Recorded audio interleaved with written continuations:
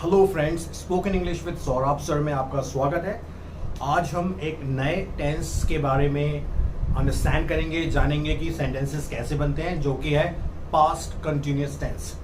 हमने present continuous tense की सारी क्लासेस पूरी कर दी हैं। आपको अगर किसी तरह का भी कोई इशू है, कोई मिसअंडरस्टैंडिंग है, कोई क्वेरी है, आप मुझे मेरे कमेंट सेक्शन में पूछ सकते हैं। पास्ट कंटिन्यूअस टेंस बहुत आसान है अंडरस्टैंड करने के लिए और हम इसको बोर्ड पे समझेंगे। लेकिन उससे पहले मैं आपको एक बहुत ही क्विक और एक बहुत ही इंस्पिरेशनल स्टोरी सुनाना चाहूँगा, जो इम्पोर्टेंट होती है जब हम इस तरह की स्टडीज़ करते हैं। ऑलराइट, ये स्टोरी बेसिकली बेस्ड है कितने फोकस आप हैं अपने गोल के लिए और उसको अचीव करने के लिए। ऑलराइट, नाउ ये स्टोरी बड़ी एंशिएंट स्टोरी है, बहुत मोटिवेट करती है। ये है Alexander the great. I am sure आप लोगों ने नाम तो सुना होगा। सिकंदर कहते हैं हिंदी में, और अलेक्जेंडर द ग्रेट इसलिए कहते हैं क्योंकि उसने ऑलमोस्ट सारी दुनिया को जीत लिया था। स्टोरी स्टार्ट होती है जब वो राजा बना। वो राजा बना 18 से 19-20 साल के बीच में, और जब वो राजा बना तो उसके राज्य में बहुत ज़्यादा लोग असंतुष्ट थे क्योंकि वो बहुत यंग था और सारे लोग जो राजा बनना चाहते थे, तख्ता पलट करना चाहते थे, कॉन्स्पिरेसी कर रहे थे। ऑलराइट, अलेक्जेंडर जो था उसका दिमाग, of course he was a great thinker, brave warrior. उसने क्या सोचा? उसने सोचा कि ये लोग मेरी रिस्पेक्ट तभी करेंगे जब मैं कुछ बड़ा काम करूंगा। तो वो बड़ा काम क्या करूंगा? उसने सोचा, सामने एक पड़ोसी राज्य था, बहुत पुरानी टाइम से रिवेलरी चल रही थी। उसने सोचा कि हम उस पर अटैक कर देते हैं। अटैक करके अगर मैं उसको जीत लूंगा तो जितने भी मेरे ये राइवल्स हैं वो सप्रेस हो जाएंगे, वो मुझे किंग मान लेंगे। लेकिन वो राज बहुत ज्यादा शक्तिशाली। अलेक्जेंडर के पास सिर्फ 10,000 लोगों की सेना थी, 10,000 सोल्जर्स थे उसके पास, और जो विपक्षी राज्य था उसके पास 50,000 थे। अब उसको हराना कोई आसान बात तो थी नहीं। और मैंने आपको पहले ही बोल दिया कि यहाँ पे बड़ी राइवलरी चल रही थी इस अलेक्जेंडर के यहाँ पे, और लोग चाहते थे अब उसका राज ले लें, तो बड़ी कॉन्स्पिरेसी चल रही थी। अलेक्जेंडर की जो कुछ कोर कमेटी के सदस्य थे, आई मीन जैसे अलेक्जेंडर के कुछ जो क्लोज दोस्त थे, उन्होंने उसको समझाया कि this is not a time of war. मान लीजिए 100 लोग थे, उन्होंने कहा कि भाई पहले आपको अपने आप को स्ट्रॉन्ग करना है। जितने भी ये क्वेश्चंस अराइज कर रहे हैं कि भाई ये राजा कैसे बन गया, ये तो बहुत छोटा है, इसको एक्सपीरियंस नहीं है। उसने कहा नहीं, हमें वॉर करनी है। अलेक्जेंडर बहुत फर्म था, उसने कहा हमें वॉर करनी है। अब वॉर के लिए अब राजा था तो इस बात के लिए उसने एक ऑर्डर दे दिया, तो सबको फॉलो करना ही था। सब लोग तैयार भी हुए, वॉर का ऐलान हो गया, वॉर के लिए जाने भी लगे। लेकिन जो उसके सैनिक थे, जो उनके जर्नल थे, जो उससे असंतुष्ट थे, जो उसको राजा नहीं मानते थे, वो जाते जाते ये सोच रहे थे कि भाई हम सिर्फ 10,000 लोग हैं, हम जाएंगे, लड़ेंगे, मारे जाएंगे। तो अगर हम जाएं और ऐसे रास्तों को डिस्कवर कर लें कि हम धीरे धीरे फौज आती चली जाएगी, तो हम उन भागने वाले रास्तों को डिस्कवर कर लें कि जब लड़ाई होगी तो हम इधर से भाग के बच के निकल जाएंगे, हम इधर से बच के निकल जाएंगे। कुछ ब्रिजेस हैं उनको बना लेंगे। वो उस पर काम करने लगे। सिकंदर के जो जासूस थे उन्होंने इस बात की न्यूज़ दी। अब उसने क्या किया, वो निकला, लोग गए, और जब उन्होंने देखा वो सारे रास्ते जो उन्होंने डिस्कवर करे थे, वो सारे रास्ते तो डिस्ट्रॉय हो चुके हैं, वो ब्रिजेस तोड़ दिए जा चुके हैं। सिकंदर ने एक रात पहले ही अपने उन जो वफादार लोग थे उनको वहां भेज करके वो सारे ब्रिजेस गिरा दिए, वो रास्ते ब्लॉक कर दिए, जिससे ही कोई बच के ना निकल जाए। जब वो बैटलफील्ड में पहुंचे, वो सारे उसके जर्नल, उन्होंने देखा कि अब तो कोई एस्केप रह ही नहीं गया। अब तो या तो हम लड़ाई करके मरेंगे या लड़ाई करके जीतेंगे। They do not have any other way. उनके पास वो ब्रिजेस नहीं थे जिससे कि वो एस्केप करके निकल सकते थे। उन्होंने लड़ाई लड़ी, वो जीते। अलेक्जेंडर एक विजेता की तरह अपने राज्य में वापस आया। देन वो ऑल जितने भी राइवल्स थे उनको सबको मारा भी गया, और इस तरह से उसने अपना डोमिनेंस बनाया। मेरे इस कहानी को सुनाने का सिर्फ एक मकसद था कि जब हम कभी कोई चीज़ को डिटरमाइन करते हैं तो हम बड़े बड़े छोटे छोटे से ब्रिजेस बना लेते हैं कि अगर ये नहीं हुआ तो ये कर लेंगे, ये नहीं हुआ तो ये नहीं कर लेंगे, आज अगर हम नहीं पढ़े तो कल 2 घंटे पढ़ लेंगे, है ना। वो ब्रिजेस जो होते हैं, they are actually the killer of your aim, killer of your desire, killer of the motive which you had when you started doing something. For example, you want to become a good spokesperson, if you want to have a very good fluent communication skills, but these bridges, जब आप class छोड़ते हैं आप सोचते हैं कि अरे कल 2 घंटे पढ़ लेंगे, कल 2 घंटे नहीं पढ़ पाते, फिर परसों पढ़ लेंगे। इस तरह से वो टाइम जो होता है, वो जो ब्रिजेस होते हैं छोटे छोटे अपने आप को सेटिस्फाई करने वाले, आपकी उस मेहनत को किल कर देते हैं और आप उस गेम को, उस एम को अचीव नहीं कर पाते। तो if you have a aim, you have to focus on that aim without thinking about those bridges. So break the bridges, focus on your aim, and I can assure you that in just few months, I would say in few days, you will be able to speak fluently in English. I would say flawless English. All right guys, past continuous tense. All right, past का मतलब होता है भूतकाल, जो भी चीजें हो चुकी हैं, घट चुकी हैं। All right, उसका एक टेंस है पास्ट कंटिन्यूअस टेंस। और सबसे पहले हम इसकी आइडेंटिफिकेशन पता करेंगे। यहाँ पर पास्ट कंटिन्यूअस टेंस का यूज होता है। ऑलराइट,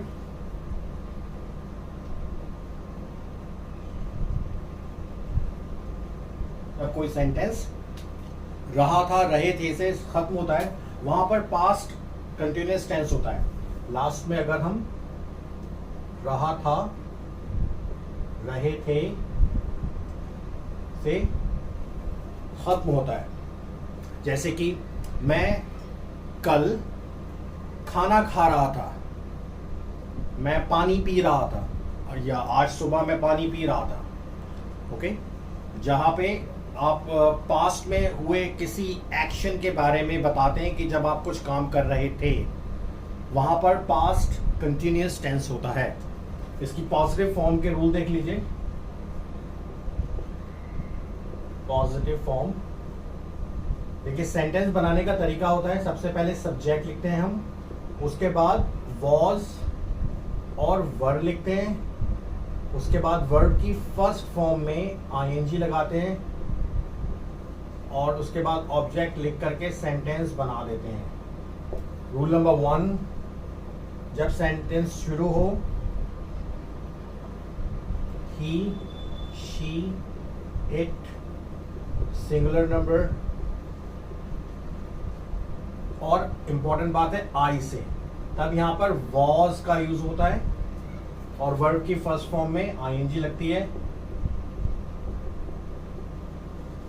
और जब sentence rule number 2, we, you, they और प्लूरल नंबर मतलब बहुवचन के साथ हम वर्ब का यूज करते हैं, और प्लस वर्ब की फर्स्ट फॉर्म में आईएनजी का यूज होता है और सेंटेंस बन जाते हैं। ओके, जैसे कि पहला सेंटेंस इस तरह से हो कि मैं खाना खा रहा था। मैं मतलब आई फर्स्ट रूल से बनेगा, आई के साथ वॉज आता है, वॉज खाने के लिए होता है ईटिंग, ईट होता है उसमें आईएनजी लगा है, ईटिंग द फूड, मैं खाना खा रहा था। ओके, नेक्स्ट सेंटेंस, बच्चे मैदान में खेल रहे थे। चिल्ड्रन, देखिए सेकंड रूल में आता है क्योंकि ये प्लूरल नंबर है तो वर आएगा। ओके, ये वाला यूज होगा, सब्जेक्ट के बाद वर। प्ले को प्लेइंग कर देंगे, in the ground. Very simple, was और वर के साथ हम सेंटेंसेस को बनाते हैं। ओके, बहुत सिंपल रूल है, इसकी हम प्रैक्टिस करेंगे बोर्ड पर तो आपको और आसानी से समझ में आ जाएगा। ऑलराइट, एक दो और सेंटेंसेस देख लीजिए कि मोहन कठिन परिश्रम कर रहा था। मोहन, क्योंकि मोहन ये फर्स्ट रूल में आता है, सिंगुलर नंबर है, वॉज आएगा, वर्किंग, वर्क में आईएनजी लगाया क्योंकि हम कठिन परिश्रम की बात कर रहे हैं, हार्ड, सेंटेंस बन गया। ओके, बहुत इजी टेंस है और इसको ध्यान से समझने की बात की कोशिश करिए जिससे कि आपको हमेशा समझ में आए। ऑलराइट, नाउ अब हम इसकी इंटेरोगेटिव फॉर्म की बात करते हैं। पॉजिटिव फॉर्म थी ये,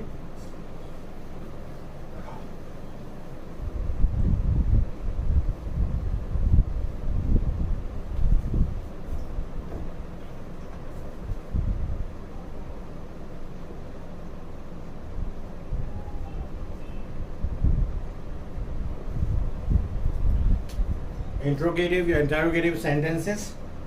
सिमिलरली जब सेंटेंसेस क्या से बोले जाएं, ओके, कि क्या मैं नहा रहा था, क्या मोहन कठिन परिश्रम कर रहा था, क्या बच्चे मैदान में खेल रहे थे। जब सेंटेंस क्या से शुरू हो जिसमें आंसर सिर्फ यस और नो में मिल जाए तो सिर्फ हम हेल्पिंग वर्ब जो कि वॉज एंड वर होती हैं उसको हम सब्जेक्ट से पहले ला करके सेंटेंस बनाते हैं। रूल देखिए इस तरह से होगा, या तो लिखा जाएगा वॉज या वर, उसके बाद से सब्जेक्ट, फिर वर्ब की फर्स्ट फॉर्म में आईएनजी लगेगी और ऑब्जेक्ट लिख दिया जाएगा।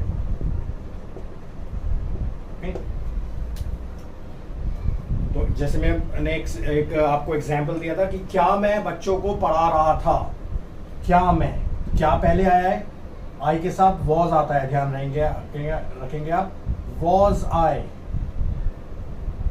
पढ़ाने के लिए होता है teach, teaching to the children, question mark. क्या मैं बच्चों को पढ़ा रहा था, was I teaching to the children. क्या बच्चे मैदान में खेल रहे थे, तो बच्चे हैं इसलिए इसमें वर लगेगा। Second rule, were children playing in the ground, question mark. तो इनके देखिए जब हम क्या से सेंटेंस बनते हैं तो इसके आंसर्स आप यस और नो में दे सकते हैं। क्या मैं बच्चों को पढ़ा रहा था, यस। क्या बच्चे मैदान में खेल रहे थे, नो। इसके लिए एक्सप्लेनेशन की जरूरत है ही नहीं, तो वहां पर सिर्फ हम हेल्पिंग वर्ब को सब्जेक्ट से पहले लाते हैं और सेंटेंस बना देते हैं। Okay, I am sure it is clear. Now the next, उन सेंटेंसेस की बात करें जिसमें क्वेश्चन पूछने वाले वर्ड आते हैं और जिसके लिए एक प्रॉपर एक्सप्लेनेशन की जरूरत होती है। वो वर्ड जैसे कि what, where, why, when, how, who भी of course, and how. Okay, तो इसमें सबसे पहले वो क्वेश्चन रूल ये है इसका, जो सबसे पहले क्वेश्चन आएगा उसके बाद हम वॉज या वर लिखेंगे, फिर लिखेंगे सब्जेक्ट, उसके बाद वर्ब की फर्स्ट फॉर्म में आईएनजी लिखेंगे,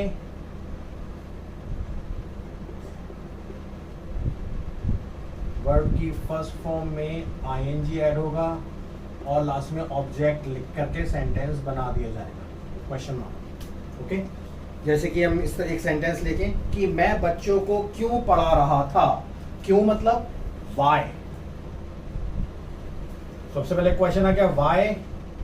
अब क्योंकि ये सेंटेंस शुरू होता है मैं से, मैं के लिए वॉज आता है, वाई वॉज आई टीचिंग, बच्चों को पढ़ाने के लिए हो गया teaching to the children, question mark. मैं बच्चों को क्यों पढ़ा रहा था। ओके, या फिर मछुआरे कब मछली पकड़ रहे थे। ओके, कब मतलब वैन, वैन यहां नहीं लिखा, यहां लिख देते हैं वैन। वैन मछुआरे, क्योंकि ये प्लूरल नंबर है तो वर का यूज होगा। सेकेंड रूल, फिशरमैन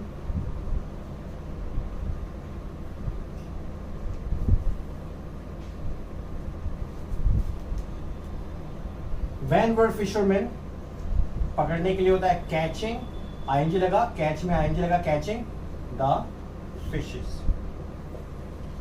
और ये सेंटेंस कि मछुआरे कब मछलियां पकड़ रहे थे। तो देखिए बहुत आसान है, बस इसकी प्रैक्टिस की जरूरत है। अगर आप प्रैक्टिस करेंगे तो ये टेंस आप कभी मिस्टेक नहीं कर सकते।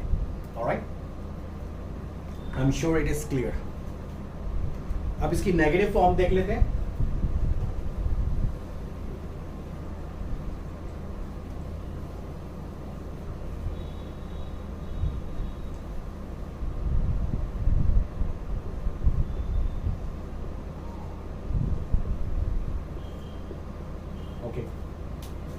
नेगेटिव फॉर्म में सिर्फ और सिर्फ नॉट का यूज होता है वॉज और वर्ब के बाद में, और कुछ भी इसमें डिफिकल्ट नहीं है। रूल क्या है?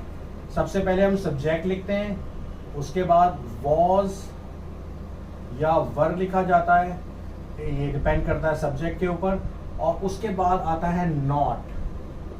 फिर यहाँ पर हम लिखेंगे वर्ब की फर्स्ट फॉर्म, उसमें आईएनजी लगाएंगे और ऑब्जेक्ट लिख देंगे। जैसे कि राम स्कूल नहीं जा रहा था, सब्जेक्ट है राम, रूल नंबर 1 यूज होता है was not going to the school. मैं बच्चों को नहीं पढ़ा रहा था, I was not teaching to the children.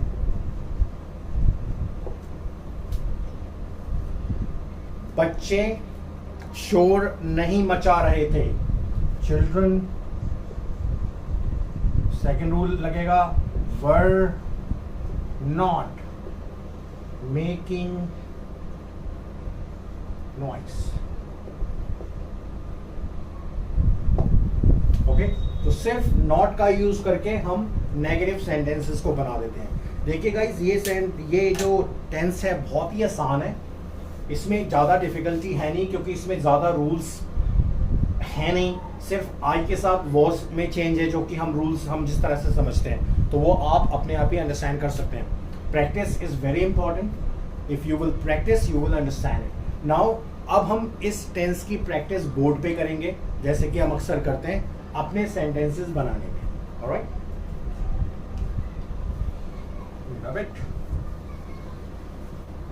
एक डायग्राम बना के करेंगे। देखिए, डायग्राम में मैं इस तरह से लिखता हूं, he, she, it, singular number and I add हो गया इसमें, इसको हमने एक सर्किल में ऐड कर दिया। इसके साथ एक और सेमी सर्किल रखा, और वी, यू, दे और प्लूरल नंबर, मतलब बहुवचन। इसको बनाने में हम वॉज प्लस वर्ब की फर्स्ट फॉर्म में आईएनजी लगाते हैं, और इधर वर्ब प्लस वर्ब की फर्स्ट फॉर्म में आईएनजी का यूज करते हैं। कुछ हम आसपास ऑब्जेक्ट लिख लेते हैं, जैसे कि मार्केट, स्कूल, लाइब्रेरी, पार्क,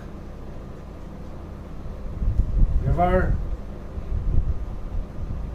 जंगल,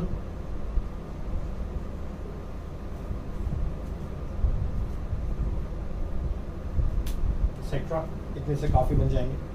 ऑलराइट, अगर हम ही और रिवर में बात करें, रिवर में ये स्विम भी कर सकता है, ये रिवर में मछलियां भी पकड़ सकता है, ये रिवर में ब्रिज भी बना सकता है। चलिए ब्रिज बनाते हैं। बिल्ड का मतलब होता है बनाना। अब हम एक सेंटेंस बना रहे हैं कि वह रिवर पर ब्रिज बना रहा था, तो he was building a bridge on the river. Okay, पहला सेंटेंस बन गया।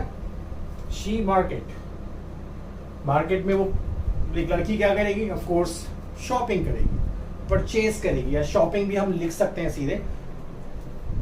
शी वॉज शॉपिंग या परचेजिंग या कुछ भी, window shopping. She was shopping in the market.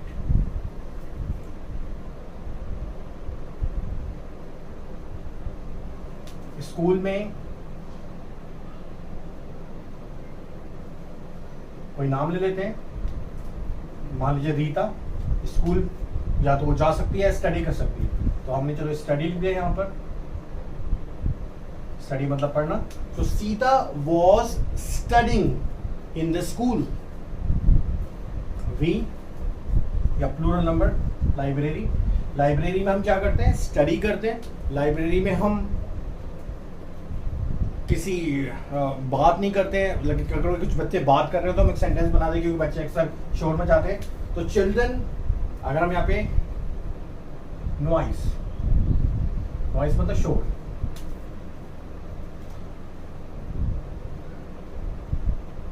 Making noise. Okay. Library, library में हम बैठ के पढ़ाई करते हैं. ऑलराइट. या हम उसमें बैठ के अध्ययन करते हैं. तो अगर हम सिट भी लिख दें यहाँ पे, SIT सिट, तो एक सेंटेंस बन सकता है कि children were sitting in the library. Okay. Park, you, park में जैसे एंजॉय कर रहा है कोई.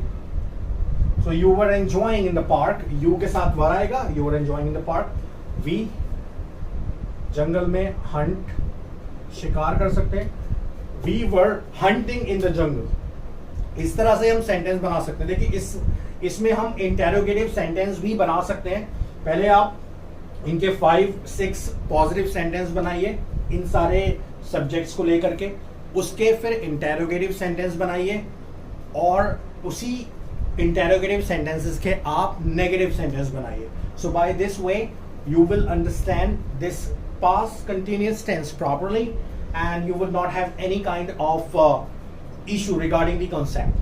Still, if you have any problem, any concern, please ask me in the comment section.